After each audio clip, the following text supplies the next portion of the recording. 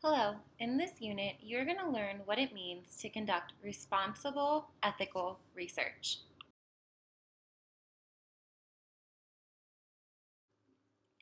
Ethics refers to norms describing acceptable behavior. There's general ethics in society, and then there's various ethical standards tailored to one's profession. Ethics and research outline acceptable practices for researchers. These guidelines help promote the pursuit of knowledge while avoiding error and minimizing harm to humans and animals. Throughout history, there's many large-scale examples of unethical practices in human research, and as a result, rules and policies have been adopted to restrict these unethical practices that have been identified to harm humans as well as animals. Today, there are rules in place that govern human and animal research in the United States. In the United States, nearly all biomedical research, including human subjects, is governed by the United States Department of Health and Human Services as well as the Food and Drug Administration. Rules in research focus on three main ethical principles.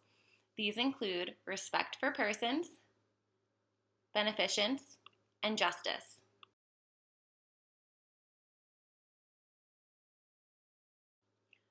All research is governed by certain ethical principles regardless of whether human subjects are involved or not. We refer to this as responsible conduct. Responsible conduct of research is essentially practicing research with integrity. The Office of Research Integrity was established by Congress to promote integrity in research practices in the United States. The main values promoted are honesty, accuracy, efficacy, and objectivity. There is a specific code of conduct that all biomedical researchers are expected to follow. Misconduct occurs when one doesn't participate in research respectfully. There are three main types of research misconduct: fabrication, falsification, and plagiarism. Fabrication is making up data or results and recording or reporting them. Falsification is manipulating research materials, equipment, or processes, or changing or omitting data or results such that the research is not accurately representing the research recorded. Lastly is plagiarism. Plagiarism is the appropriation of another person's ideas, processes, results, or words without giving them proper credit. Plagiarism can be intentional, but it's often unintentional, and it is still an ethical violation whether it is intended or not. During this week's class discussion, we are going to look at all forms of research misconduct individually. On this slide specifically, we're going to talk about plagiarism. As I said on the previous slide, plagiarism is taking and using someone else's words, ideas, phrases, images, research, etc., and passing it off as your own. This can be intentional or unintentional. When plagiarism occurs unintentionally, this is typically due to incorrect citing of sources. There are different types of plagiarism I would like to discuss. These include direct or verbatim, paraphrasing, patchwork, and global. Direct plagiarism is the most obvious form of plagiarism and is exactly what it sounds like.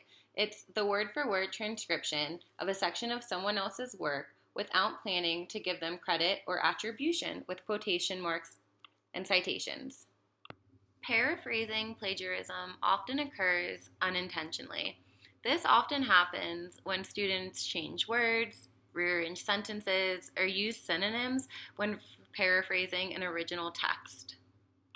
Patchwork plagiarism is another type of plagiarism that sometimes can be conducted unintentionally. Patchwork plagiarism occurs when a writer copies material from several different sources and rearranges that material with no attempt to acknowledge the original sources. Global plagiarism is a severe type of plagiarism that is conducted intentionally. Global plagiarism means taking an entire work written by someone else and passing it off as your own. As students and researchers, it's essential to be aware of these different types of plagiarism that can occur. Instead, we want to make sure that we summarize and cite our work, paraphrase and cite our work, and use quotations when quoting an individual verbatim. Make sure we use quotes minimally and first attempt to paraphrase. Making sure you give yourself adequate time to complete an assignment is essential to avoiding plagiarism. Oftentimes, when students wait to the last minute, they are tempted to either copy and paste or commit paraphrasing plagiarism.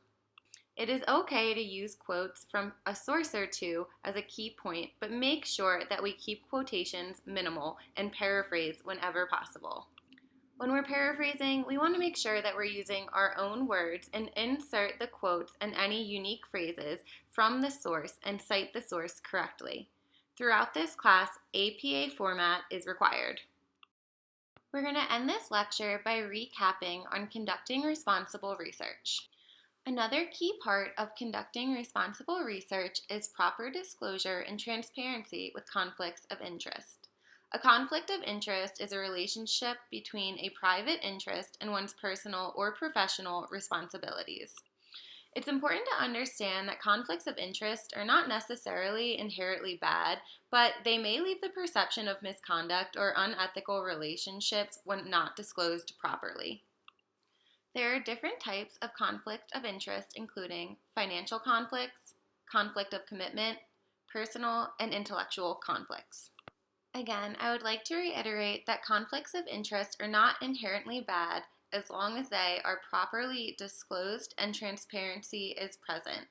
In an ideal world, we would like to avoid conflicts of interest whenever possible. However, that is not always going to be the case.